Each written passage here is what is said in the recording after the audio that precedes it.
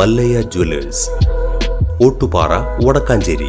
Phone 04884 232 666. കുമരനെല്ലൂരിൽ പൂരനിലാവുദിച്ചു. ഇനിയുള്ള രാവുകളിൽ ചന്ദ്രനിലാവുദിക്കും. ഉത്രാളിക്കാവ് പൂരത്തോടനുബന്ധിച്ച് പൂരത്തിന്റെ മുഖ്യ പങ്കാളികളായ കുമരനെല്ലൂർ വിഭാഗമാണ് പൂരനിലാവ് ഒരുക്കിയിട്ടുള്ളത്.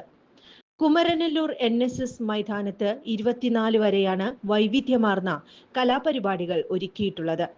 സേവ്യർ ചിറ്റ്ലപ്പിള്ളി MLA പൂരനിലാവിന് തിരി തെളിയിച്ചു.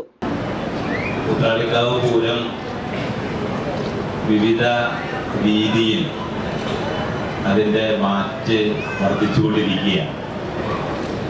തീർച്ചയായും വടക്കാഞ്ചേരിക്കാരൻ അല്ലെങ്കിൽ ഉത്രാളിക്കാവ് പൂരത്തിൻ്റെ വിവിധ ഘട്ടങ്ങളിലൂടെ വളരെ ചെറുപ്പം മുതൽ സഞ്ചരിച്ചിരുന്ന ഒരാൾ എന്ന നിലയ്ക്ക് ഒരു ജനപ്രതിനിധി എന്ന രീതിയിൽ കിട്ടിയ അവസരങ്ങൾ പരമാവധി പ്രയോജനപ്പെടുത്താൻ വേണ്ടി ശ്രമിച്ചിട്ടുണ്ട് എന്ന വിശ്വാസമാണ്.